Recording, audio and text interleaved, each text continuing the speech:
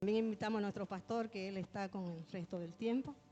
Y hermano, usted no se distraiga, porque lo más maravilloso viene, hermano. Hasta aquí nos hemos gozado y todo, pero viene la comida especial que el Señor tiene para hoy, para nosotros.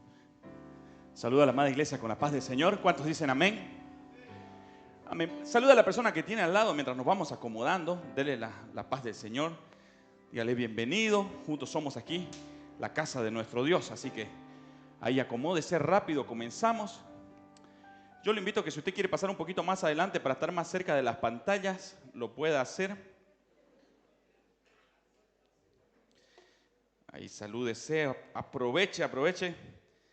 Si usted quiere moverse un poquito de su asiento, saluda al que tiene atrás también para que sepa quién es el que está atrás de usted todos los domingos.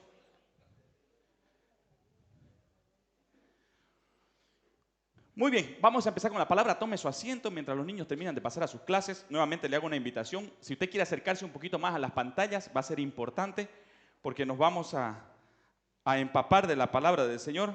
Así que vamos a iniciar ahora ya. Ponemos el cronómetro en 0 para tener un poco de tiempo de organizarnos. Ahora sí, domingo 30 de noviembre es el día domingo de hoy. El domingo pasado, que fue 23 de noviembre, aniversario, 30 aniversario. Hoy 30 de noviembre, recordamos los 30 aniversarios. Déjeme felicitarlo, hermano, de aquí. Tomamos la palabra muy en serio. Tuvimos casa llena, repleta. Tuvimos de todo ese domingo hubo palabra. Así que a todos los que asumieron la palabra con hidalguía, con compromiso, los felicito. Porque ese es el trabajo, esa es la prédica, ese es el testimonio. Para aquellos que no trajeron a nadie, tienen que seguir trayendo, tenemos que seguir esforzándonos, hay que invitar. Pero pastor, ya yo lo invité a uno, a otro, ya no sé, hay que seguir invitando. Yo le preguntaba al Señor, ¿a quién puedo invitar, Señor, para el domingo, el aniversario? Y a todas las personas que yo tenía en mi mente que eran mis posibles candidatos, a los que yo sé que me debían un favor, ninguno vino. Pero luego el Señor fue abriendo las puertas de a otras personas que en mi vida pensé que podía invitar, y esas llegaron y llenamos la casa. Así que les recuerdo a ustedes, estamos en una época del año donde los niños que están en el colegio están en reforzamiento, ¿verdad? Y otros en desquite, oportuno. Hay algunos que estamos en reforzamiento aquí con el trabajo, con la invitación. Hay que retomarlo eso, hay que traer, hay que seguir invitando. Pero no hay que pescar como en pesca y pague, ¿verdad, Ronald? Donde uno ya sabe que va a tirar la liñada y va a salir el pescado. Hay que ir a predicar al río. Dice que Pedro estaba en Juan capítulo 22, ahí usted lo puede leer. Estaba echando las redes por segunda vez. Y cuando echaron las redes por segunda vez, la palabra es clara y dice la cantidad de peces que salieron, 153 peces.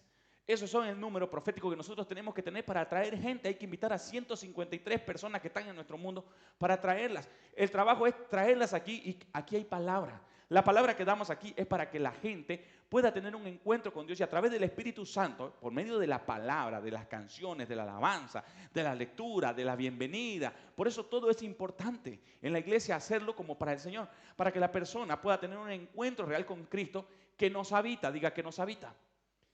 Por eso esa es la responsabilidad, por eso los domingos yo soy a veces un poco enemigo de que, hermano, ¿por qué no hacemos un culto más bonito, un culto familiar, un culto? No, hermano, porque usted quiere tener algo familiar, váyase al cine con su familia. No, pero pastor, queremos un culto donde pueda usted hablarnos al alma y saber que hay otros que están peor. Hermano, si usted quiere saber cuántos están peor, vaya a la cárcel. Visite la cárcel, allá tenga su cuento. Aquí hay que aprovecharlo el domingo porque la gente que viene, parte de esos 153 pecados, quizás sea la única oportunidad que tengan de escuchar el evangelio. Entonces, por eso no hay que perder el tiempo que por aquí, que anuncios por allá, porque el domingo para nosotros debe ser un domingo de preparación. Usted debe venir aquí y no ser solamente un adorno en la silla. Usted tiene que ser aquí una parte activa. Usted tiene que traer una persona y tiene que demandar que el Espíritu del Señor obre en la palabra para que la persona que usted trajo tenga un encuentro con el Señor. Conversaba con el hermano Sergio, la visión de la iglesia, y rápido voy dando estos tips, no es llenarla la iglesia con gente que esté aquí, a la que tengamos que atender, a la que tengamos que cuidar, a la que si usted se va tengamos que llamarlo. ¿Por qué? ¿Qué pasó? Se enojó con la hermana, se enojó con el fulano, se peleó con el ayuno, se fue. Hermano, 30 años hemos vivido con eso. Lo hemos desgastado al pastor tratando de mantener a las ovejas unidas y esa no es la visión de la congregación. La visión de la congregación es fortalecer ovejas para que vayan al desierto, afuera. Aquí tienen que llegar a tener sustento, alimento, encontrarse con el Señor, renovar su fuerza y salir afuera. Entonces esto es como un hospital. Al hospital vienen enfermos, tienen que venir necesitados. Esos 153 peces de cada uno tienen que llegar aquí a esta red, no a esta pecera. Porque la iglesia no es una pecera, el evangelio no es una pecera. Para tener a los 153 peces aquí, plup, plup, plup, plup, no. El evangelio es una red que se lanza para traer 153 peces. Y dice que en la primera predica las redes se rompían, sacaron lo mejor y lo que no servía se echaba nuevamente al mar. Porque eso es lo que hay aquí. Hay que tener evangelio para que la gente que usted traiga allí. Por eso le digo, usted tiene que traer personas, pero también tiene que asegurarse de que no vengan aquí a entretenerse o a relajarse o a aburrirse o a salir. Por eso los tiempos, por eso las marcas, por eso todo lo que hacemos, la hora, a las 10 de la mañana tenemos que empezar. Hoy empezamos 10 y 5, pero antes empezábamos 10 y 20. Entonces, vamos a seguir trabajando hasta empezar a las 10 en punto. Usted llegue, hermano, temprano.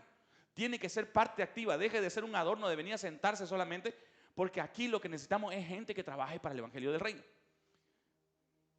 ¿Cuántos me dicen amén ahí? Sé que es duro, pero tenemos que ir avanzando. Necesitamos que tener claridad para eso.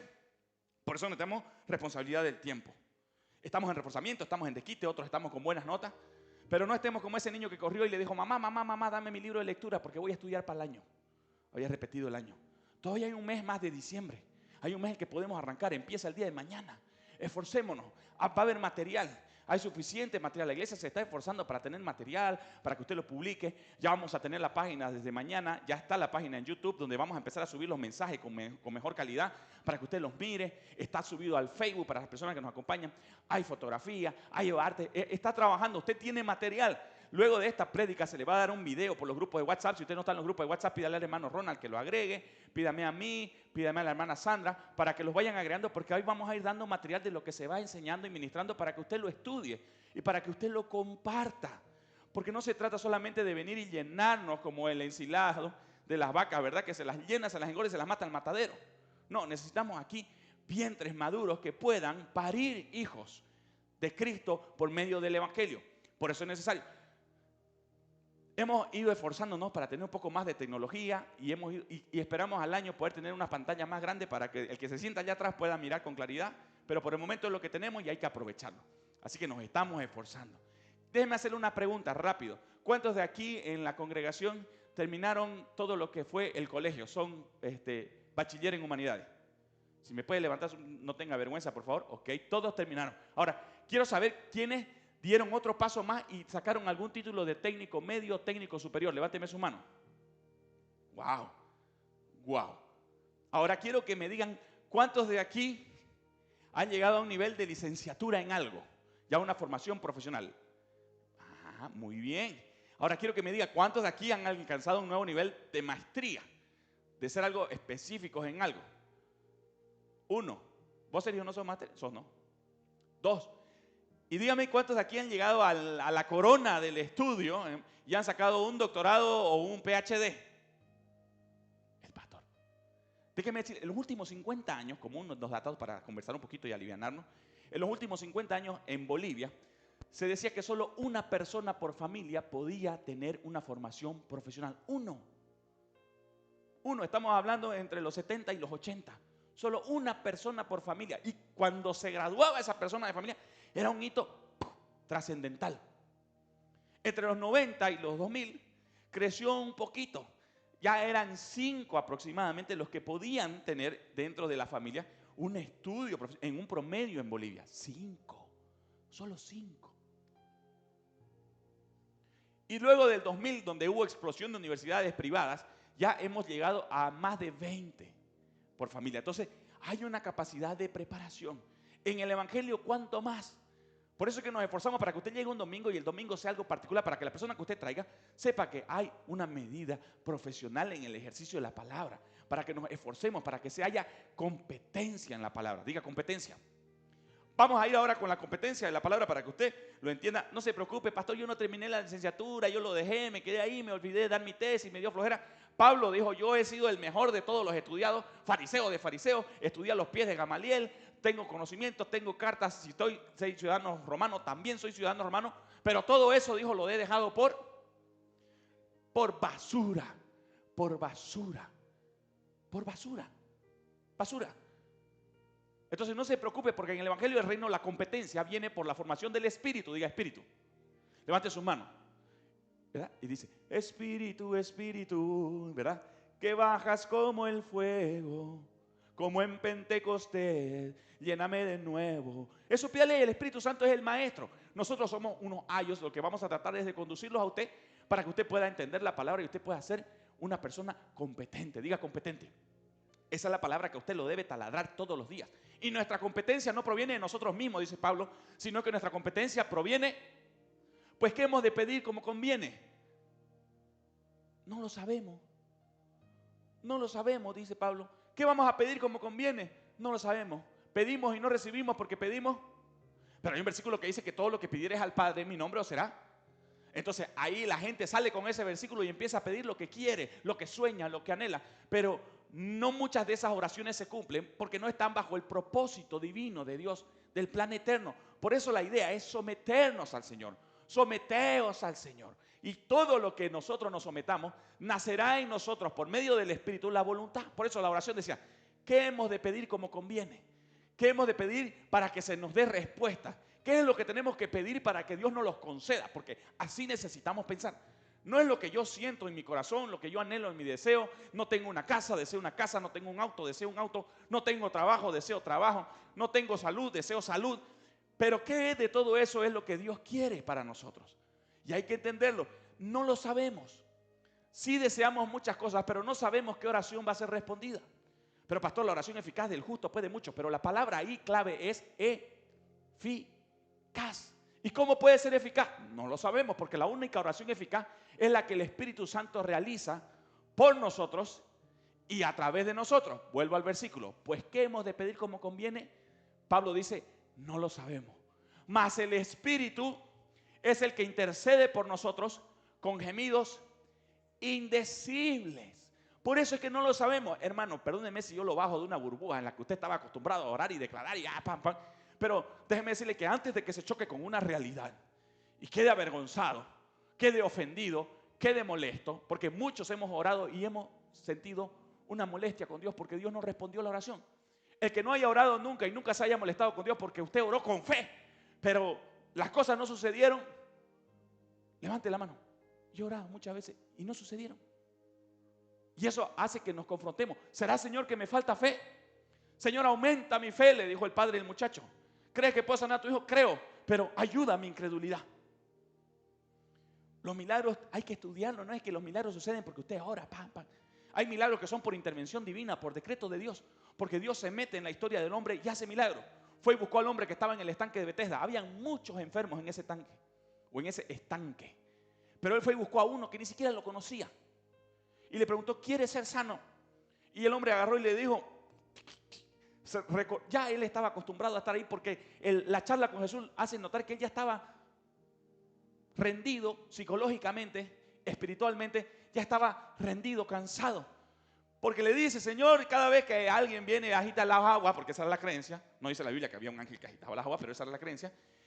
Siempre que llego, intento llegar, ya hay otro que se tira antes de mí. Ya estaba quebrado, no tenía opciones de creer más, no le importa. Afuera hay tanta gente quebrada que necesita que Cristo en nosotros vaya y le diga: ¿quiere ser sano? Esa es una intervención de Dios donde no obra su fe de usted. Pero eso es cuando Dios participa y obra. Dice que estaba caminando el Señor y pasó un cortejo fúnebre y se compungió en su corazón y en sus vísceras. ¿Ha llegado usted a tener esa compasión que se le aprieta el estómago y quiere llorar? El Señor Jesucristo lo vio a esos que estaban llorando por su muerto y ¡pum! Se los resucitó. No hubo fe de los muertos, no hubo fe de los que caminaban, era un llanto terrible. Es una intervención de Dios en el tiempo humano para hacer un milagro. Y hay que orar porque por misericordia de Dios estamos esperando un milagro y puede que por decreto divino entre ese milagro. Hay otros milagros que es por nuestra fe, pero no es que nuestra fe la producimos nosotros, porque nuestra fe no sale de nosotros, sino que proviene de Dios. Por eso es que a usted no se le cumplió el milagro porque no oró con fe. No, hermano. La fe no es algo que nace de usted, que usted produce. La fe es algo que Dios deposita en usted. Es algo externo del reino que viene por medio de la vida de Cristo y Él nos da esa fe. Entonces, esa fe es la que importa, es la que vale, es la que existe, es la que es real en el mundo espiritual. Y por medio de esa fe, que Dios decide que actúe por medio de esa fe, Igual su decreto divino establece que haya fe y establece la conclusión del milagro. Por eso es que hay que orar con entendimiento y hay que saber dónde estamos. Siempre conociendo que como hombres, como creación, estamos sometidos a Cristo. Sin Cristo nada somos. Sin Cristo no podemos hacer nada. Sin Cristo no hay fe en nosotros. Sin Cristo no hay vida en nosotros. Sin Cristo estamos muertos, dice Pablo, en nuestros delitos. ¿Me está siguiendo? Sin Cristo está muerto, no hay fe. Usted muerto no puede tener fe para que el Señor lo salve. No, porque la fe proviene de Dios. Y cuando usted siente fe es porque ya dejó de estar muerto y está vivo. Por eso dice que nos trasladó de la muerte al reino de su amado Hijo. Y hay un tercer milagro que son señales y prodigios que marcan una dirección que también Dios los establece. Entonces, ¿hay alguno que necesite milagro? Algún día vamos a tocar este mensaje y lo vamos a desarrollar, pero usted va a poder orar como conviene. Y usted va a sentir en su corazón si hay fe.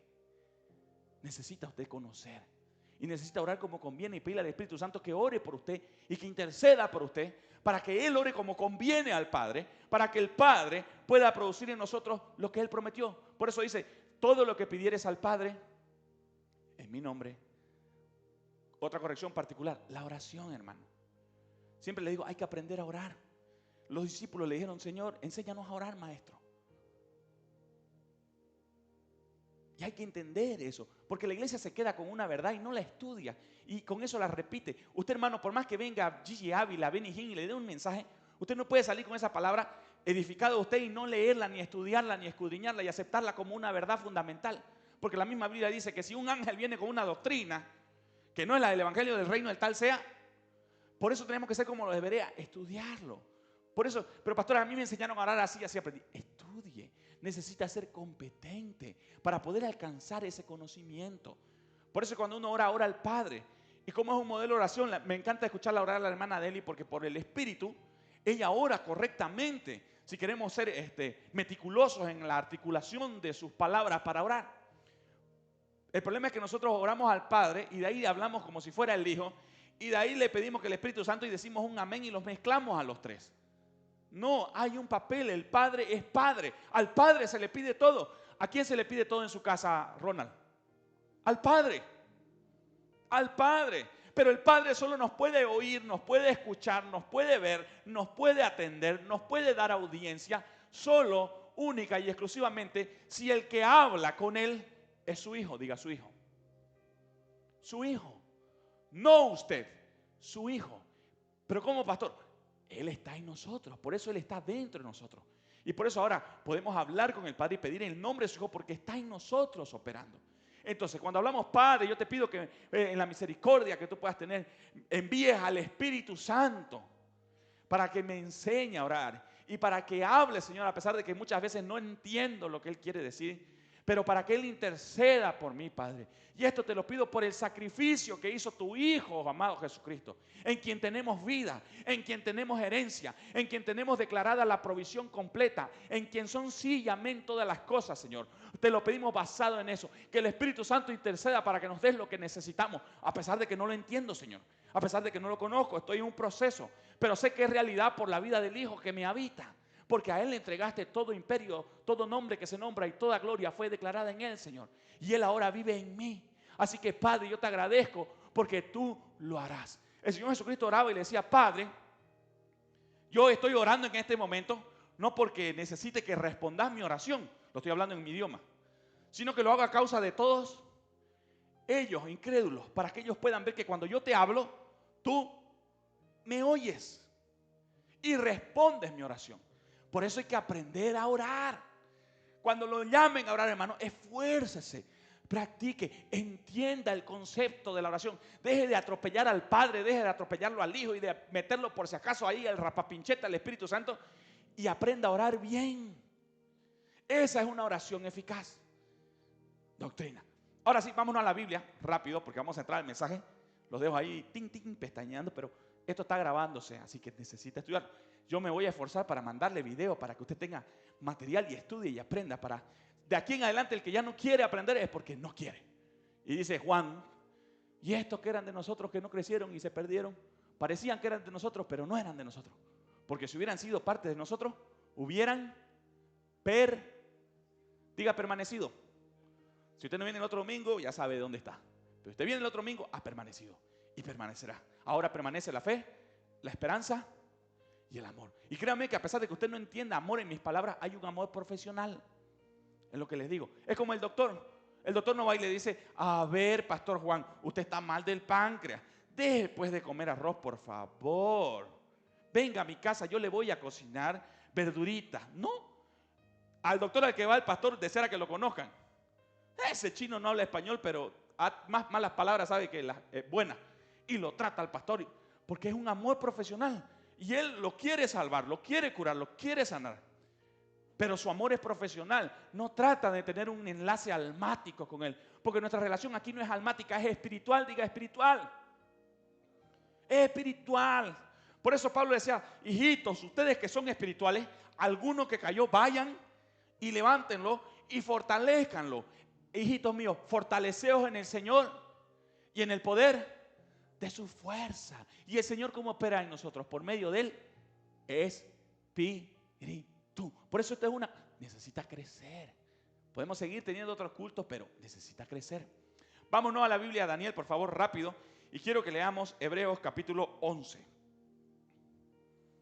Vamos a leer rápido una historia. Yo quiero que usted tome la máxima atención a la palabra y que se quede con los conceptos, porque necesitamos volar. Y perdóneme, hermana Sandra, si a veces me acelero, usted me mira de ahí, yo la voy a estar mirando y me dice: muy rápido, pastor, y yo le bajo en la medida de lo que puedo. Hebreos capítulo 11. Cuando lo tenga, dígame amén. Están las pantallas. Perdón, Hechos. Empieza con E y con H. Hechos capítulo 11, perdón. Vamos a no rápido a Hechos capítulo 11 y vamos a leer desde el versículo 16. Hechos 11, 16. Está en las pantallas, usted sígame ahí para que no se distraiga. Y dice: entonces me acordé de lo dicho por el Señor cuando dijo: Juan ciertamente bautizó en agua, mas vosotros seréis bautizados con el Espíritu Santo. 17.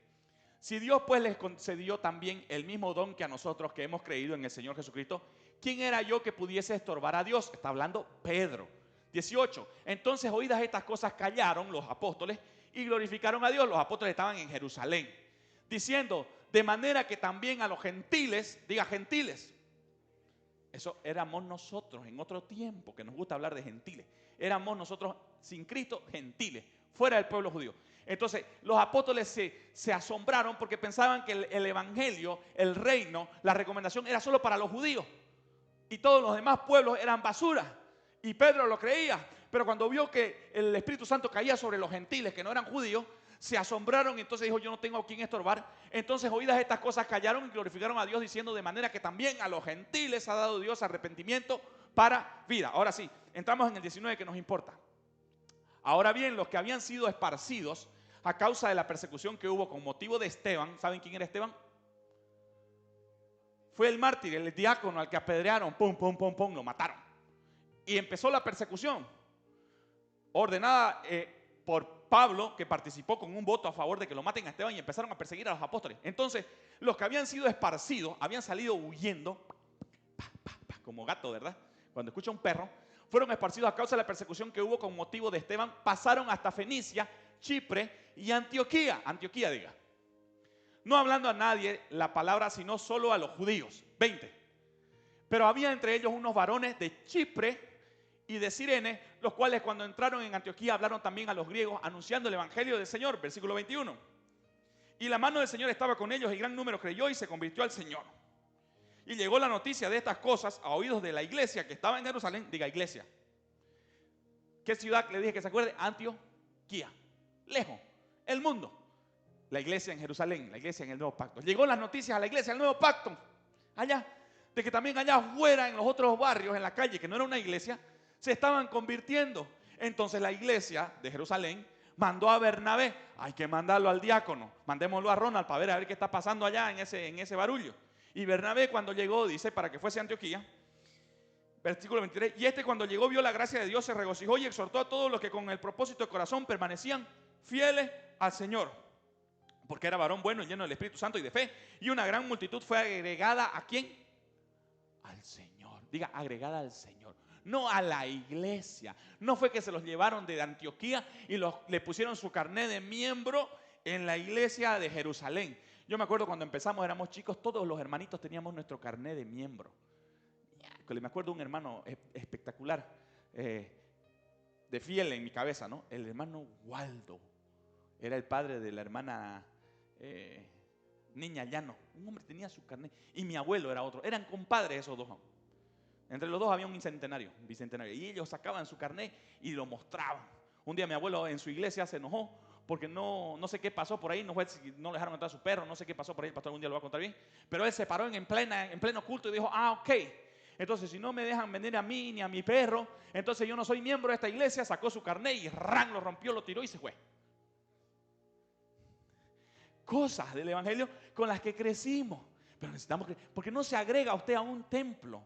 Usted se agrega al Señor como iglesia. Por eso vuelva, recopilemos. Esta iglesia no es para que usted sea una pecera y venga y tenga su lugar. En algún momento escuché, hermano, su lugar está aquí. No, el lugar está aquí para cualquiera.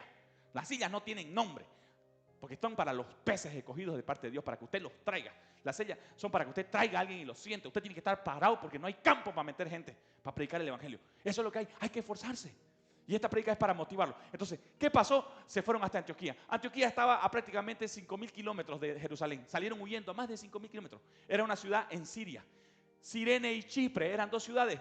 Los varones que eran de Cirene y Chipre eran judíos, pero ya eran unos judíos mezclados con los griegos. Ya se vestían como los griegos, ya hablaban el lenguaje que hablaban los griegos, entendían las filosofías que hablaban los griegos. Entonces ya podían comunicarse más fácilmente con los gentiles. Mientras que los judíos que vivían en Jerusalén, los gentiles eran perros, diga perros para ellos. Los trataban como a perros. No les daban ni las manos. Si pasaba un gentil cerca de ellos, escupían en el piso. No se contaminaban con los gentiles. Eran basura para ellos. Pero estos otros judíos que vivían en Cirene y en Chipre ya habían nacido en la cultura griega y se habían familiarizado con eso. Es como el boliviano que va y nace en España, ¿verdad? Que se va 2 semanas y ya está, hostia, vale, tío, chaval. 2 semanas y cambia el lenguaje. Ya se viste igual. Eso eran los. Entonces, estos de Cirene y de Chipre, les fue más fácil hablar con los gentiles y comunicarles el evangelio. Porque los judíos, por obra y gracia de Dios, fue que se convirtieron y los apóstoles se asombraron, porque para ellos era imposible que los gentiles se salven. ¿Y quiénes eran estos de Cirene y de Chipre? De Cirene era, se cree que eran familiares de Simón de Cirene. ¿Saben quién era Simón de Cirene por ahí? A ver, rápido, pregunta por puntaje. Simón de Cirene. ¿Sí? Bernardo, ¿quién era Simón de Cirene? A ver, por punto. Pip, pip, pip, pip, pip. La hermana Charo ahí lo tiene en la punta de la lengua. Hermana Charo, ¿quién era Simón de Cirene? El que cargó la cruz del Señor Jesús. Ese era Simón de Cirene, que cuando el Señor se cayó, pum, se lo cargaron. A ver, vení vos, negrito. Porque eran negritos. Flavio Josefo, el historiador, me cuenta que eran medio negritos. Iki, pongan la cruz encima. Y vino Simón de Cirene, están cargando la cruz.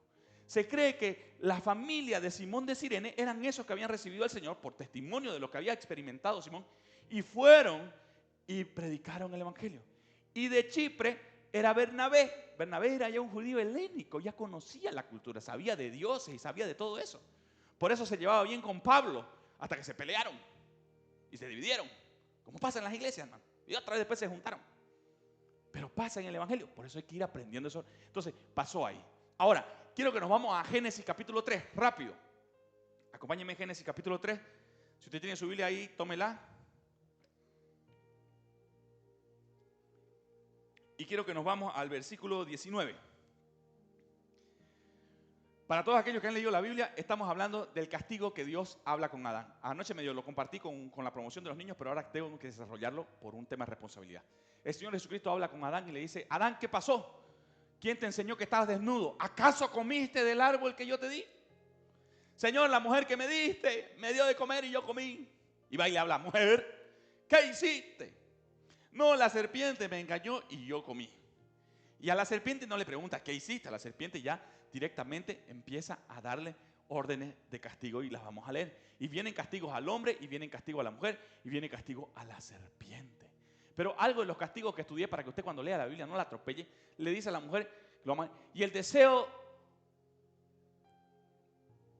y tu deseo será para tu marido. Oiga eso, como que golpea. Veamos el 3:16, dice, ¿está bien? Perfecto, pongámosle el 16. A la mujer dijo, multiplicaré en gran manera los dolores en tus preñeces, con dolor dará a luz a tus hijos y tu deseo será para tú. Ahí se lo dejo subrayado para que usted estudie y indague qué es eso. ¿Qué? Y tu deseo será para tu marido.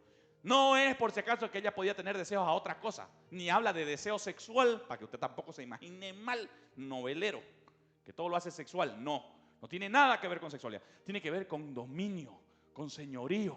Por eso el Señor Jesucristo dice que el Señor es la cabeza de la iglesia y el esposo es la cabeza de la esposa, del matrimonio. Entonces, a eso se refiere. Le doy una pausa para que usted lo vea. Y él se enseñoreará de ti. 17. Al hombre le dijo, por cuanto obedeciste la voz de tu mujer y comiste el árbol que te mandé, diciendo, no comerás de él, maldita será la tierra por tu causa, con dolor comerás de ella todos los días de tu vida. El 18, más rápido, Daniel. Espinos y cardos producirá y comerás plantas del campo. Con el sudor de tu rostro comerás el pan hasta que vuelvas a la tierra, porque de ella fuiste tomado, pues, ¿qué dice? Pues polvo eres y al polvo volverás. Polvo, palabra polvo. Y llamó a Adán el nombre de su mujer Eva, por cuanto ella era madre de todos los vivientes. 24. Vámonos al 24. El castigo que le da la serpiente. Echó pues fuera al hombre y puso al oriente del huerto de Edén querubines y una espada encendida que se revolvía por todos lados para guardar el camino de la vida. Pero más atrásito, ayúdeme, está hablando del castigo a la serpiente y le dice, sobre tu pecho te vas a arrastrar por lo que hiciste y vas a comer. ¿Qué va a comer? El hombre caído, ¿qué es? ¿Y la serpiente de qué se alimenta? ¿La serpiente qué representa? Vamos, reaccionando. Es una escuela dominical. Repeat after me, dice en inglés. Volvamos. El hombre caído, Dios lo castiga y le dice, ahora sos polvo. Polvo. Y a la serpiente, que representa el diablo, le dice, vos te vas a alimentar de polvo. Son cosas importantes que tenemos que... ¿Y qué representa todo eso? Hay tanta maldad. Ahora sí, vámonos a la presentación. Con esos versículos estamos ahí. En el 14 dice, maldita serás entre todas las bestias, entre todos los animales del campo, sobre tu pecho vas a arrastrarte y polvo comerás. La presentación. Ahora sí, la presentación tiene un nombre importante para mí. Quiero que me ayude ahí, Daniel, le está ganando un poquito. Anónimos que resuena. Me gustó el título. Anónimos, diga anónimos. Anónimos. Son personas que participan en la historia y nadie sabe. En la iglesia todos queremos ser Daniel, ¿verdad? Jefté, Sansón. Nadie quiere ser Dalila, ¿verdad? Lo usamos como un despectivo. Otros quieren ser Noé. Otros quieren ser Abraham. Otros quieren ser Elías. Otros quieren ser... Vamos, nombres bíblicos, facilito. Unos quieren ser Pablo, otros quieren ser Nehemías. Esdras, otros quieren ser Josué, otros quieren ser Caleb, ¿verdad? Porque son personas que han tenido un papel protagónico en la historia del evangelio, de la progresión del evangelio del reino, de la historia del reino, para manifestar a Cristo. Pero hay hartos anónimos en la historia que nadie sabe quiénes fueron, porque no hay un perfil que los describa. Pero participaron activamente en el desarrollo del evangelio. Y yo me enfoco en eso, porque en las iglesias, por cada protagónico, para no decir anónimo, por cada protagónico, por cada principal que hay cientos de anónimos que participan en el evangelio del reino. Y que nadie se preocupa en esos anónimos. Todos queremos ser el papel principal, ¿verdad? Porque el mundo nos enseñó a hacer lo primero, lo que se ve, lo que tiene reconocimiento. Eso queremos ser. Los otros no queremos. Que sean otros. Pero es necesario, porque a esta iglesia viene gente que durante toda su vida fue un anónimo. Fue un anónimo. Y necesita entender que ser anónimo es importante. Aquí tráigame el agua al hermano que se me está durmiendo, pero así para que se me despierte. Anónimo. Anónimo. Entonces necesitamos avanzar con eso. Vamos a empezar con esto de aquí. Tengo un pequeño problema con la tecnología que me está fallando, Daniel. Creo que me la tenés que poner en la presentación. Listo. Vamos a aprender. Repetir sin avanzar es religiosidad. Y avanzar sin repetir es improvisación. ¿Qué tiene que ver eso, pastor, con anónimo? Recuerdan que cuando yo les hablé del tiempo, para nosotros el tiempo cronológico, diga cronológico, es un tiempo lineal. Nosotros lo vemos el tiempo cronológico así. Nacemos, crecemos, nos reproducimos y morimos. Ese es el tiempo cronológico. Estamos esperando la hora de nuestra muerte como algo lineal, ¿verdad? Y nuestros días son cíclicos en algunas cosas y en otras no. Por eso los pecados que cometimos nosotros los siguen cometiendo nuestros hijos, y los errores que nosotros cometimos los vienen. Hay estadísticas que dicen que hijos de padres divorciados se divorcian. Hijos de padres separados se separan. Hijos de padres golpeadores, hay una alta probabilidad de que sean boxeadores también. Hijos de padres mentirosos, no voy a decir la palabra conché, pero amorosos, folclóricos del amor, tienen una alta probabilidad que sus hijos también desarrollen esas virtudes. Pero para los judíos, el tiempo era distinto, no era una línea, era algo cíclico. ¿Recuerdan las fiestas que Dios le dio a los discípulos? Se las voy a nombrar rapidito para que usted sepa. ¿Cuáles eran las fiestas con las que tenían? Era la fiesta de la Pascua, la fiesta de los panes sin levadura, la fiesta de las primicias, la fiesta de Pentecostés, la fiesta de las trompetas, la fiesta del día de la expiación, la fiesta de los tabernáculos o del Sucot y la fiesta del octavo día de la asamblea. Eran fiestas que Dios le dio al pueblo de Israel cuando salió de Egipto. Y esas fiestas se repetían durante todo el año. Y al año era otra repetición de esa fiesta. Y al año otra repetición. Y al año, y cuando llegaban al día séptimo del año, había una fiesta especial solemne. Y cuando llegaban a la fiesta de los 50 años, había otra fiesta también hermosa en la que los cautivos y los presos se devolvían y todo lo que se había robado, se había quitado, se había malvendido, volvía a la posesión de ellos. Era algo que se repetía. Y cada 7 años y 50 tenía una connotación especial, pero era cíclico. Entonces, para ellos el tiempo era un espiral que al repetir cada año esa fiesta, ellos crecían. Porque para ellos el tiempo de la muerte, que para nosotros es, cuando piensa en la muerte, ¿para dónde va? Pero los judíos, cuando pensaban en la muerte con el tiempo, por la revelación de Dios, era un encuentro con su Creador para arriba. Por eso es que hay que repetir. Pero repetir no los pecados, no las mentiras, sino repetir las revelaciones que Dios nos da para que caminemos sobre ellas. Por eso dice, lámpara es a mis pies tu palabra, porque es una lámpara que alumbra. Acá sí donde voy poniendo el pie y tengo que tener confianza. No dice reflector como faro es la palabra, no. Porque tenemos que confiar en Él para ir caminando paso a paso. Pero ¿qué pasa? Cuando uno no repite lo que Dios estableció para... Y no estoy diciendo que estas fiestas son las que tengamos que festejar, porque me duele en mi corazón cuando pillo a algunos hermanos festejando la Pesaj y festejando la Pascua y haciendo doctrina. Ya eso pasó. Ya cuando Cristo vino y murió y resucitó, todas esas fiestas quedaron obsoletas. Y ahora nosotros nos gozamos con el marido, que ya está, que es Cristo. Ya no hay que estar con esas fiestas. Tienen una representación mesiánica, pero ya no tienen valor ahora. Por eso Cristo cuando vino dice, abolió todo lo que era el culto antiguo, pacto, y ahora estableció un nuevo y mejor pacto. Me duele ver a pastores que se ponen aquí, no, en su vida han visitado Israel, pero están ahí en esa... No, porque ya no hay judío ni griego, ni esclavo ni libre, ni escita, ni varón ni hembra. En Cristo todos somos Cristo. Y Cristo ya no vino a que usted siga desarrollando ese culto. Por eso, si usted sigue repitiendo esa fiesta porque usted se quiere meter a toda costa para ser judío, porque conozco a harta gente que quiere ser judío a la fuerza, y repite esta fiesta, lo único que hace es practicar la religiosidad. Hermano, como iglesia nosotros si seguimos en esto, religioso, pero hay que avanzar, hermano, hay que avanzar y corremos sin ningún modelo de Dios. Entonces también improvisamos y es ahí donde cometemos errores. Para avanzar entonces pensemos en una hélice, donde el eje es Cristo y nosotros debemos girar conforme al modelo de Cristo.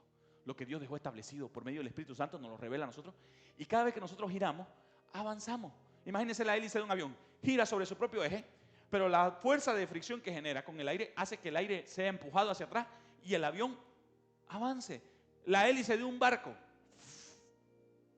gira y hace que el barco avance. Por eso necesitamos repetir, pero el modelo de Cristo en nuestras vidas, porque de lo contrario vamos a tener el problema. Les contaba la historia de los de Antioquía. Salieron de Judea, si usted puede mirar ahí un mapita ahí más o menos con unas líneas color mostaza para mí, salieron hasta Antioquía. Ahí llegaron por un movimiento, ahí había más de 5,000 personas. Podían esconderse fácilmente, no los podían atrapar, pero llevaron el mensaje. ¿A dónde voy con esto? La iglesia debe dejar de gravitar en sus dos pies. ¿Qué quiere decir eso, pastor? Estar cómoda en sus pies. Durante años, durante 30 años estuvimos cómodos, la gran parte del tiempo, cómodos en nuestros pies, cumpliendo con el culto del domingo, con el culto del jueves, el culto del martes se abolió porque no venía nadie, el culto de los sábados se lo dieron al pastor del ministerio de jóvenes y desapareció el culto de los jóvenes. Y quedamos con los jueves y los domingos. Los jueves viene poquísima gente a aprender algo de doctrina y el domingo llega usted tarde. Necesitamos cambiar, pero lo hacemos, estamos cómodos.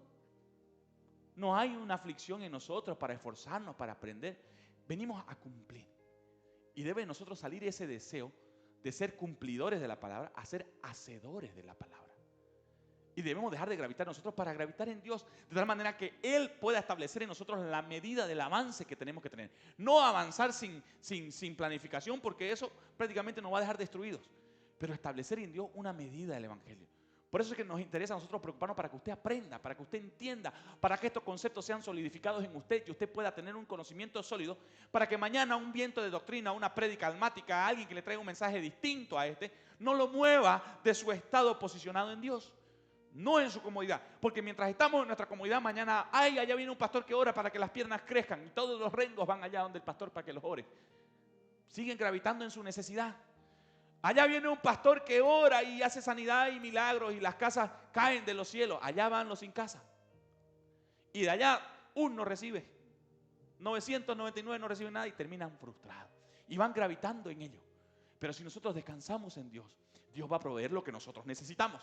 Por eso nosotros debemos dejar de enamorarnos del árbol que nos da la hoja, la vaca que nos da la tapa, dice el refrán, ¿verdad? O la tinta que nos da la letra y empezar a enfocarnos en Dios, que es nuestro proveedor. Nosotros no podemos producir nada, por más cristianos que seamos. Allá en Antioquía, esos que recibieron al Señor, esos griegos que recibieron al Señor, porque fueron los griegos que recibieron al Señor a los que se les llamó cristianos por primera vez, que fue un término para clasificarlo a nivel político como un movimiento. Esos que no tenían la genealogía teóricamente ni la descendencia de Abraham, porque no entendían la bendición, que lo vamos a ver ahora, eran los que recibieron ese mensaje y empezaron a gravitar fuera del hombre. Para los helenistas, para los de Antioquía, para los griegos, para todos ellos que vivían fuera de Israel, todo pensamiento era que ellos podían. Ahí nace todos los pensamientos humanistas, panteísta y todos los términos que usted conozca, donde el hombre puede por sus propios medios. El hombre puede desarrollar, el hombre lo puede hacer, el hombre puede ejecutar, el hombre puede desarrollar, el hombre lo puede lograr y agarran versículos bíblicos y fortalecen la doctrina para hacerlo al hombre fuerte. Pero el Señor Jesucristo dijo que vino para atar ¿a quién? Al hombre fuerte, porque el débil es el que le interesa. No el fuerte, es el débil. El fuerte es el resultado de alguien débil en la presencia de Dios, que Dios lo fortalece. La fuerza de Dios proviene de él. Por eso necesitamos salir de gravitar y empezar a esperar en Dios, esperar que la fuente de Dios. Esa generación de desconocidos son importantes. Por ejemplo, la partera de Moisés. ¿Qué se sabe de la partera de Moisés? La que lo sacó del agua y todo eso. No hay mucha historia.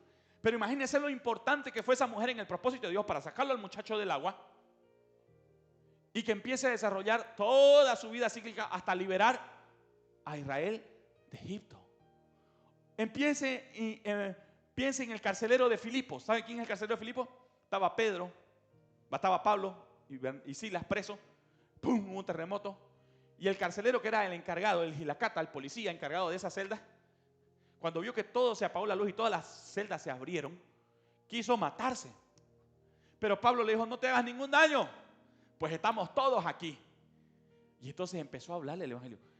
Imagínense lo que ese carcelero de Filipos representó ahí en esa cárcel y en esa ciudad para predicar ese evangelio. ¿Pero qué predicaban? Ellos no nacían predicando. Abran sus Biblias en Filipenses 4:13 y vamos a hablar de que todo lo puedo en Cristo que me fortalece. Abra su Biblia en Isaías 51 y vamos a conocer a que Él, por su llaga, nosotros fuimos curados. O Isaías 53. No, ese hablaba de alguien que tenía un espíritu superior, que conoció a una persona, que pudo hacer de él lo que quiso, que pudo tomar ventaja de una situación sobre él, que pudo escaparse, que pudo ser libre por sus propios medios, pero decidió quedarse.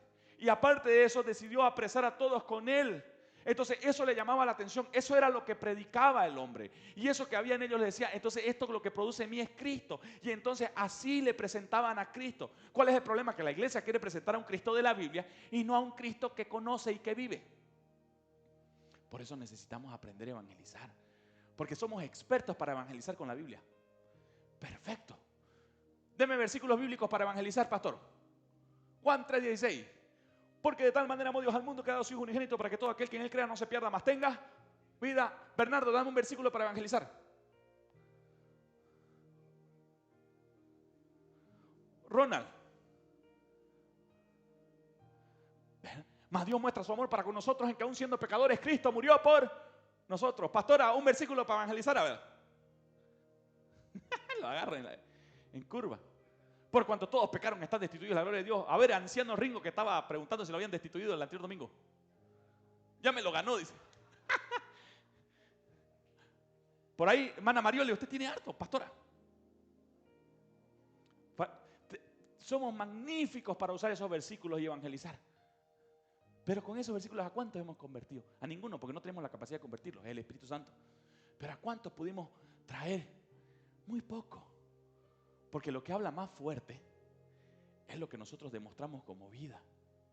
Por eso, bájale un poquito, dice el pastor, al volumen, a los decibeles de lo que me estás recitando de tus versículos bíblicos, y dale un poquito más de volumen a tu estilo de vida, que es el que no me deja ver esa viga que tenés en tu propio ojo.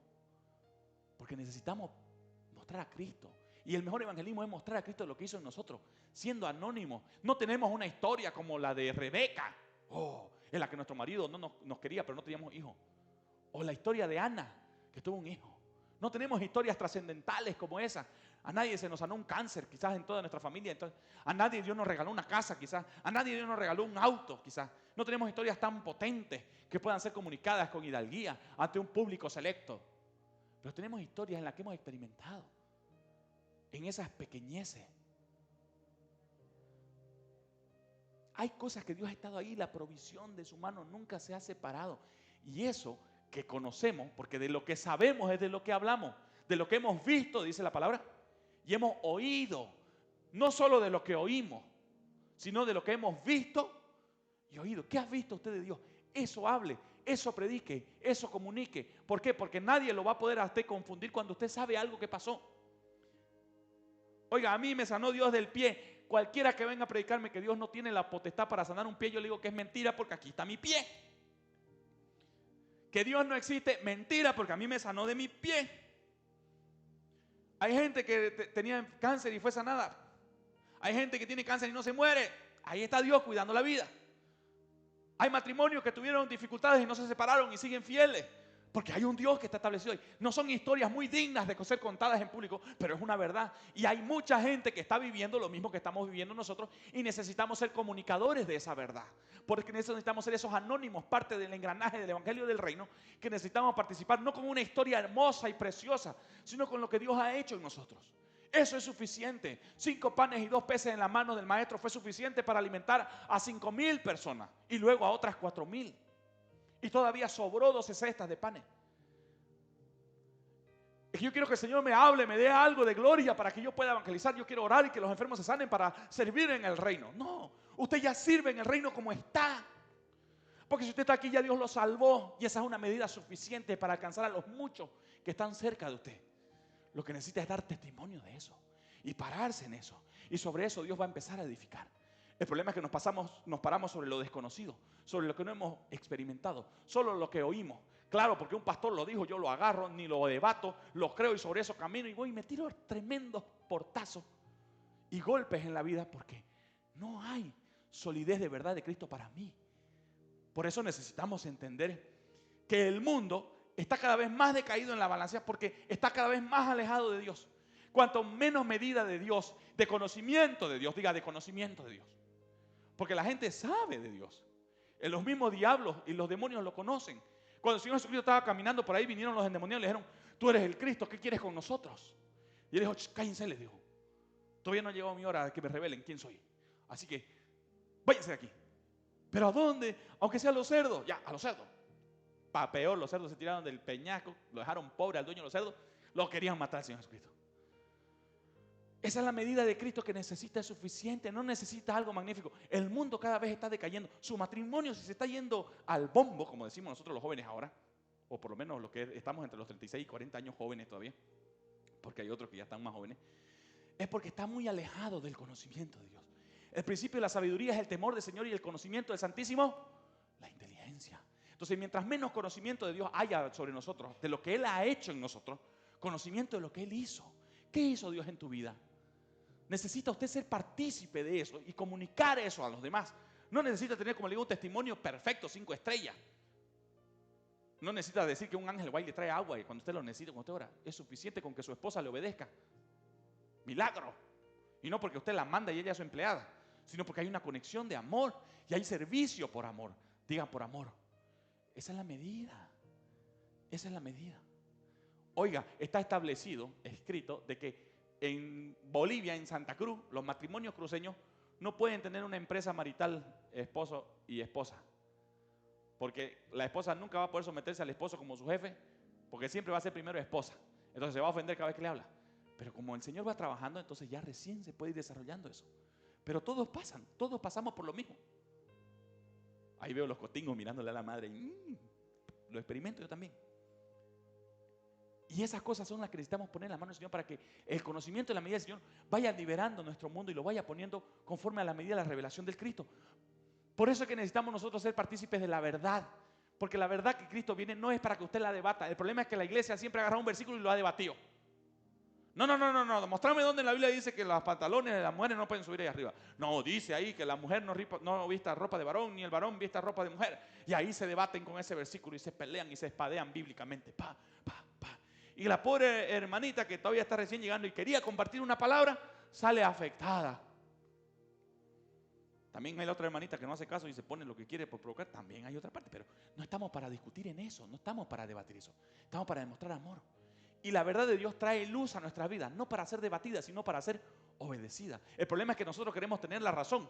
Siempre queremos estar en lo cierto. Mis hermanos se quejan, mis padres se quejan, mi esposa es la que más se queja de que yo siempre discuto porque siempre quiero tener la razón. Y yo le digo, es que yo solo discuto cuando la tengo. Y a veces pierdo. Y eso no es bueno. Y lo reconozco y necesito que Dios trabaje en mi vida. Porque siempre queremos tener la razón. Y agarramos la Biblia para tener la razón. Pero cuando la verdad de Dios es más que la Biblia, viene a nosotros, nos trae luz, nosotros la obedecemos. Oiga, un tema que me costó obedecer, que en algún momento lo tocaron en las lecturas de la noche. La comida de la sangre, la negra. Había que tocar ahí. Pastor, se va a meter con la negra. Me voy a meter con la negra. A pesar de que me gusta la choca. La negra, que es la comida, la sangre, nosotros, por un mandato del Evangelio, por la luz de la verdad, que no la podemos reconocer tan detalladamente, pero por la luz del Espíritu podemos entender, no se debe comer, porque la sangre que está en la negra es sangre, o la negra es sangre, al fin y al cabo tostada, pero es sangre. Y el Señor Jesucristo le da la orden a Noé se la da, desde el principio. Y luego los apóstoles en su reunión dicen, abstengámonos de comer sacrificados a los ídolos, ahogados, de fornicación y de sangre. Y el Señor dice, ¿por qué la sangre? Porque en la sangre está la vida. No, pero pastor, Romanos capítulo 8, capítulo 14 habla, y 1 Corintios habla de que podemos comer todo lo que está en el mercado, y como la negra la venden en el mercado, yo puedo comer del mercado. Y además dice que los alimentos y todo que le entra por la boca no contamina al hombre, sino lo que sale. Y ahí hay un debate. ¿Quién tiene la razón? ¿Quién está en lo cierto? ¿Comer sangre o no comer sangre? Hay versículos que dicen que puedo, hay versículos que dicen que no puedo, porque los leemos superficialmente y no los estudiamos. Pero cuando viene una medida de verdad, una medida de luz de parte del Señor, esa verdad ya no se puede debatir, se debe obedecer. ¿Por qué? Porque ya no hay argumentos que puedan ir contra ella. ¿Y cuál es esa verdad, pastor, que trae luz sobre la negra, ya que se metió con el problema? El Señor Jesús le dijo a Adán, Adán, mira, he plantado un huerto. ¿Recuerda? He creado toda clase de árboles frutales y de todas las especies que podés comer. De todos los árboles, de los millones y millones y millones de especies que estoy plantando en este huerto, vas a poder comer. Solo un hito, papito, a ver, papito, un hito no vas a poder comer. Este de aquí, el árbol del conocimiento. Porque el día que comas de él, papito chichío, te vas a morir.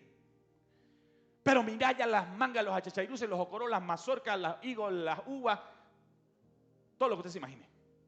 Pero este árbol, guácala, no papito, no. Y Adán ahí, ¿no? Lo agarró la mujer asoleándose por ahí. Y comió. Porque en el hombre la naturaleza está siempre ir a lo prohibido. Dios estableció todo lo mejor de alimento y dijo, no la sangre. ¿Por qué Él dijo por algo no la sangre? Porque si comemos de la sangre vamos a desobedecer. Y si estamos desobedeciendo no estamos en Él. El amor del Padre no está en nosotros porque estamos practicando una desobediencia. Porque si obedecemos el amor del Padre está en nosotros y hay una obediencia natural. Pero como no hay una obediencia natural, el hombre ¿qué quiere? Lo prohibido. Y va y come de lo prohibido. Por eso es que el hombre quiere comer sangre y quiere comer y quiere tener la razón. Pero el Señor dice, ahora voy a leer la palabra chichón, no te preocupes. El hombre lo que quiere es lo prohibido. Pero hay 1.000.000 de cosas. Dios estableció 1.000.000 de cosas para que usted coma. Entonces, hermano, no coma sangre. Coma fruta, coma chorizo, Santa Fe, Iglú, toda la marca Cueva para que lo repita 3 días. Pero no coma sangre. Hay cosas más lindas que eso. No, pastor, pero usted no sabe cómo es. Tampoco sabe cómo es el infierno y no quiero ir para allá. Pastor.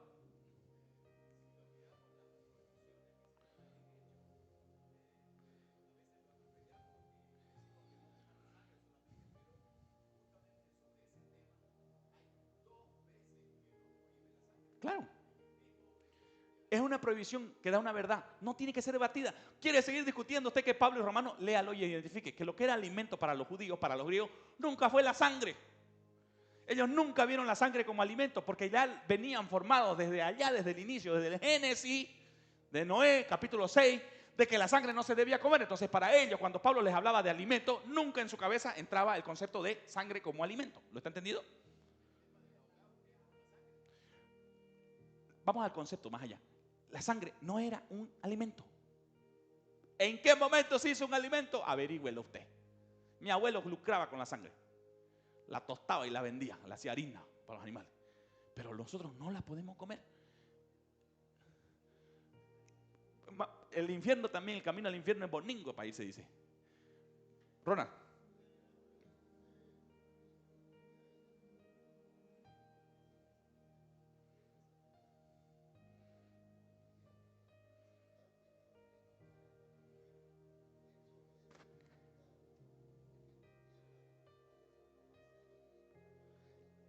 Voy a aclarar lo que dice Ronald porque es 50-50, para que usted lo entienda. Perdón, Ronald, porque esto es una escuela. No hay un espíritu que se nos mete. Nosotros, de naturaleza, desde que desobedeció a Adán, nosotros cargamos en nuestra carne, no en el espíritu. La carne, porque la carne es la que no se somete a Dios, ni tampoco quiere y no puede. Es la carne la que no quiere. No hay que un espíritu se me mete, es que se me metió un espíritu y forniqué. No, mentira, la carne. Usted quiso fornicar con otra mujer que no es su mujer y eso es el fruto del pecado. Satanás dice, yo ni hice nada, le dice el Señor. Fue él nomás, y viene y me la echan a mí todavía. Pobre diablo, dice la hermana, ¿no? No, es el hombre cuando de su propia concupiscencia seducido atraído y ahí peca, no hay un espíritu que se le meta. Ahora, cuando estamos en Cristo, hay un espíritu superior que lucha con la carne. Por eso el Señor Jesucristo decía por medio de Pablo, vencer a la carne con el espíritu. El espíritu de Dios es el que nos da fuerza para vencer la carne, para dejar de pecar, para que cada vez que venga la tentación, ahí la sepamos reconocer y digamos, no, ya no sigo por ahí porque un segundo más en eso hace que el pecado se consume. Por eso tenemos que ser renovados en nuestra mente. Romanos capítulo 12:2. No coma sangre, hermano. ¿Quiere seguir discutiendo con lo cierto? No coma, la palabra del Señor lo dice así. Hay miles de chorizos para que usted coma. ¿Quiere comer sangre? Hágame lo que usted quiera. Es su problema, que el Señor le abra una medida de luz, porque hay una medida de verdad que ya está establecida para que sea obedecida. Entonces el hombre era polvo, la serpiente se alimenta del polvo. Hay un mundo, se creó el mercado del mundo, diga mercado del mundo. Cuando el Señor la castiga a la serpiente, se creó el mercado del mundo, donde el hombre, por su propia concupiscencia, alimenta a la serpiente con el desarrollo del pecado. ¿Por qué? Porque el hombre sin Cristo no puede alcanzar un espíritu que pueda luchar contra la carne. El problema es que si usted está sin Cristo, su carne gana por goleada, porque tiene la cancha libre. No hay un árbitro que se oponga y diga, no, alto. Entonces, la serpiente se sigue. Hay tanta maldad en el mundo como pecado en el hombre. Mientras haya pecado y maldad en el hombre, va a haber maldad en el mundo. Y ese es el alimento que la serpiente come. La única manera de que la serpiente sea extinguida es porque ya no hay alimento. Porque el único alimento del diablo, ¿qué es? El polvo. Le dijo a la serpiente espiritualmente, vas a comer polvo. Entonces, si el hombre nace de nuevo, deja de ser polvo y es espíritu. Entonces la serpiente no tiene alimento. Y al no tener alimento, el sistema del mundo, que está representado por la serpiente, se muere. ¿Y cuándo va a pasar eso? Cuando Cristo venga en gloria. Cuando Cristo venga en gloria, yo no me voy a quedar. Seremos levantados con poder. No va a tener alimento la serpiente. Está vencida, derrotada. Pero, pastor, ¿por qué no lo vemos en la iglesia el resultado? El problema es que en la iglesia, para que la gente se quede y no se vaya, porque les duele el oído, les duele a la carne escuchar un mensaje como esto, porque son como azotes que le dan, entonces lo que hacen es rebajar el evangelio. Y cuando uno se rebaja al piso, está más cerca del polvo.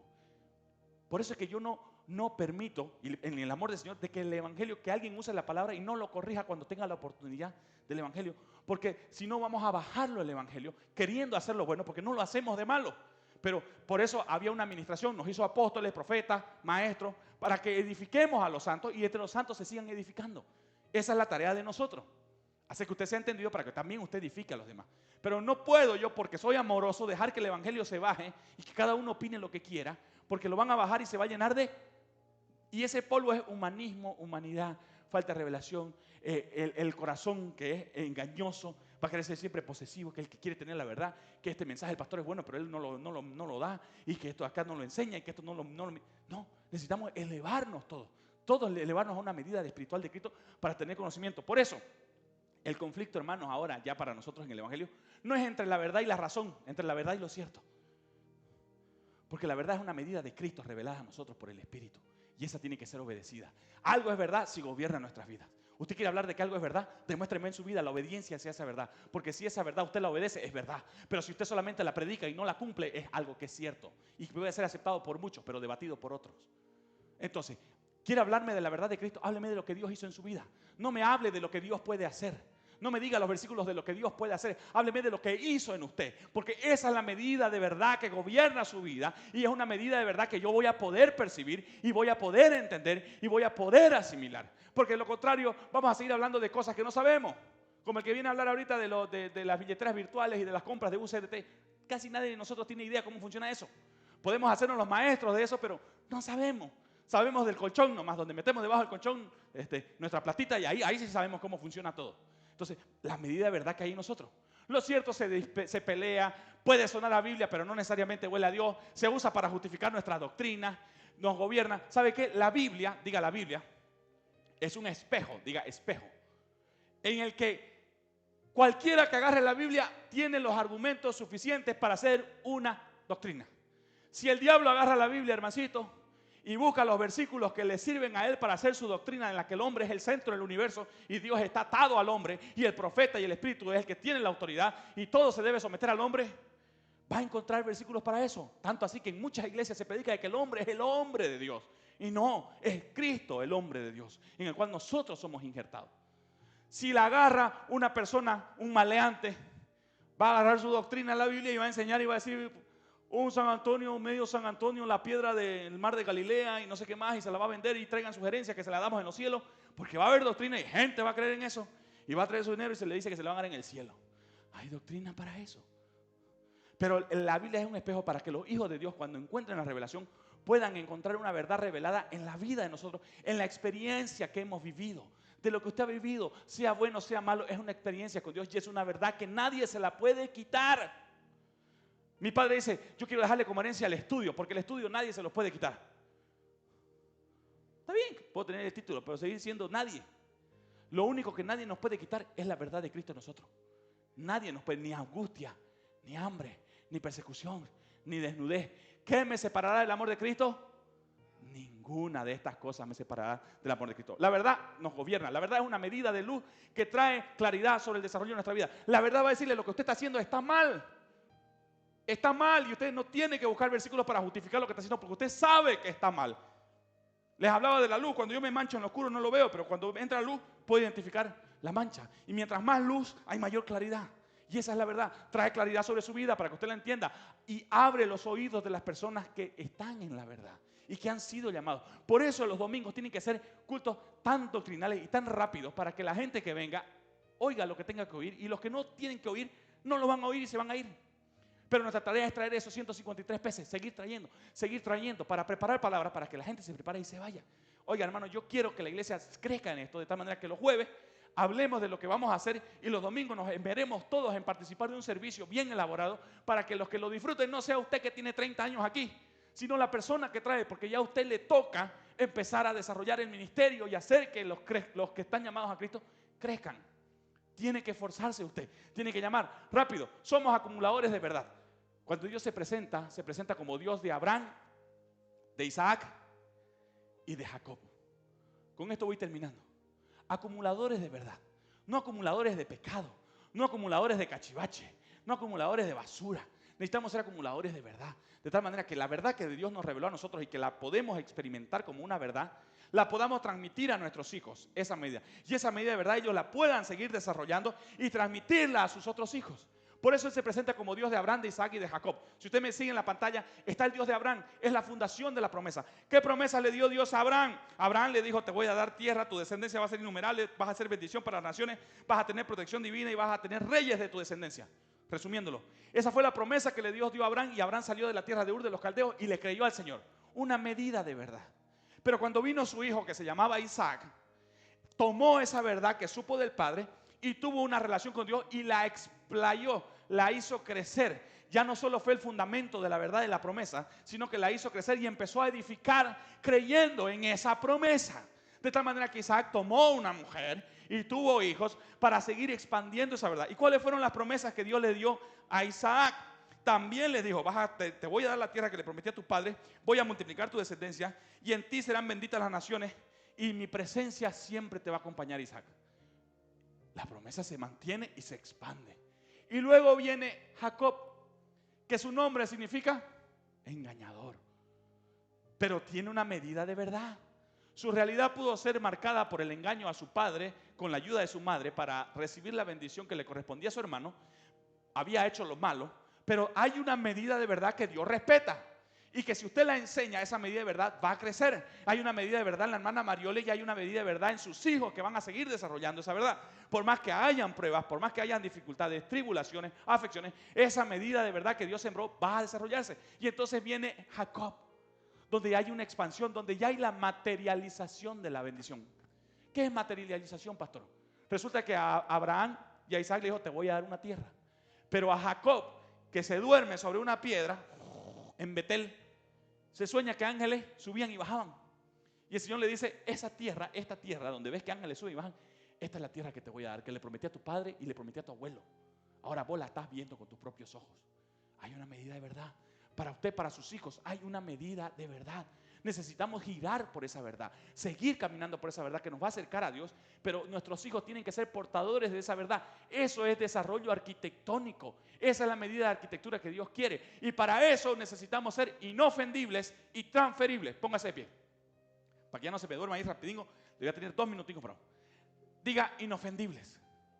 Necesitamos ser inofendibles. Inofendibles. Tener así el cuero de amor, para perdonar. Para que cuando seamos inofendibles la verdad nos confronte a nosotros, no nos ofenda, podamos aceptarla, podamos ser portadores de esta verdad y podamos entonces transferir, que es la otra parte, necesitamos ser transferibles. Poder transferir esta medida de verdad a nuestros hijos, a nuestro esposo, a nuestro matrimonio, a nuestro trabajo, a nuestros amigos, a nuestros colegas, para que dejemos de edificar nosotros como nosotros creemos solos y seamos portadores de una medida de verdad que la traigamos y edifiquemos el cuerpo de Cristo, donde usted tiene una medida de verdad que yo necesito conocer de parte de Dios para crecer y donde yo tengo una medida de verdad que usted necesita conocer. No un testimonio de lo que Dios puede hacer, sino de lo que Dios ya hizo en su vida. Hermano, prepárese para traer un testimonio de lo que Dios ya hizo en su vida, porque es necesario que cada domingo haya alguien que comunique lo que Dios hizo, porque no sabemos qué persona está sentada ahí y necesita oír esa palabra. Dígame amén. Con esto concluimos. El Señor Jesucristo vino como un testigo. Y no lo recibieron porque Él vino a traer y a mostrar todo lo malo que estaba haciendo Israel. Y le dijo, yo vengo a traer la muerte de todos estos cultos para que ustedes me reciban a mí. Pero ellos no lo pudieron recibir. Y Él vino como testimonio de que todos los cultos, las pruebas, los sacrificios no podían ser al hombre perfecto. Y Él vino como sacrificio sustituto para que nosotros podamos recibir una medida de verdad que duele. Porque la medida del amor de Dios no es solamente, ¿quieres ser sano? Toma tu lecho y anda. La medida de verdad y de amor tiene que cerrar el ciclo. No solamente toma tu lecho y anda, sino también vete y no peques más. Necesitamos ser testigos. La verdad que nos ilumina no debe oler a Biblia, hermano. No debe salir de los versículos bíblicos tal cual. Tiene que oler a Dios, a la presencia de Dios en su vida. De tal manera que nosotros podamos ser testigos arrepentidos de todo lo malo que hemos hecho. De tal manera que podamos edificar una medida de verdad mostrando lo malo que hicimos. ¿Cómo es eso, pastor? Hay cosas que hemos hecho y no han dado resultados. Yo soy testigo de eso, el pastor y ustedes también. Y esa medida de verdad, ese testigo arrepentido es el que necesitamos en el Evangelio para que pueda decir, hermano, no vamos por ahí porque ya yo lo intenté y no es por ahí. Porque esa es una medida de revelación de verdad por la luz de Cristo.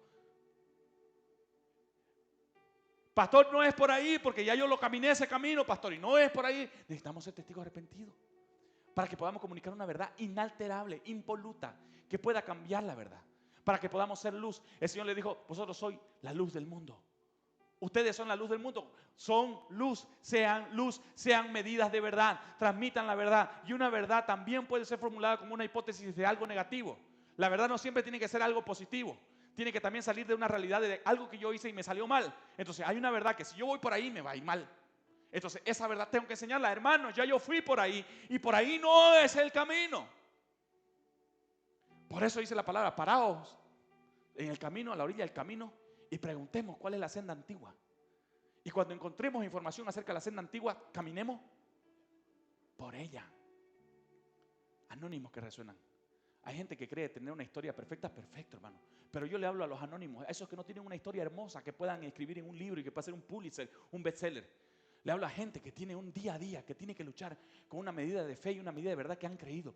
Y que a pesar de que hay tribulaciones, aflicciones, deudas, problemas, hay una medida de verdad que Dios sigue cumpliendo y haciendo crecer en usted. Esa medida de verdad es la que necesitamos predicar, entender y conocer, para que el reino de los cielos crezca. Levanta una de sus manos y permítame orar por usted. Padre amado, gracias por este tiempo, gracias por esta medida de verdad, gracias por la revelación. Ayúdenos, Señor, a poder entender la palabra, a poder conocerla y a poder predicarla con denuedo al 30, 60, al 100 por uno, a que la medida del conocimiento de su Hijo pueda ser revelada a nosotros a través del Espíritu Santo, para que podamos crecer, Señor. Le pedimos que esa medida de verdad que siempre nos sustenta, esa medida de verdad que siempre nos guarda, esa medida de verdad que siempre nos da el alimento, el sustento, la provisión, la salud, Señor, siga manifestándose en nuestras vidas, para que la gente pueda ver en nosotros un testimonio claro, diáfano, visible de la verdad y del poder que opera en Cristo en nosotros. Gracias por su Espíritu Santo, porque nos ayuda a orar. Espíritu Santo, ahora yo te pido que tú ores por cada uno de nosotros como conviene, porque no sabemos qué es lo que nos conviene todavía, pero tú lo conoces, porque tú entras al corazón del Padre, tú tienes la mente de Dios y puedes saber qué es lo que Dios tiene guardado para nosotros como hijos. Y te pedimos, Padre, que en el nombre de tu Hijo amado Jesucristo, en quien tenemos sencillamente esas promesas, puedan ser entregadas a cada uno de nosotros. Te entrego mi familia, te entrego mis padres, te entrego mi negocio, te entrego mi trabajo, te entrego mi matrimonio, la vida de mis hijos, la salud, proyectos, Señor, que abran las puertas para que sean bendición y cierren las puertas de donde va a ser aflicción, Señor. Te agradecemos y bendecimos en el nombre de tu Hijo amado Jesús. Y la iglesia dice, que Dios me lo bendiga. Denle un fuerte aplauso al Señor, por favor. Saluda a la persona que tiene al lado. Ha sido un placer compartir con ustedes. Nos vemos el día jueves.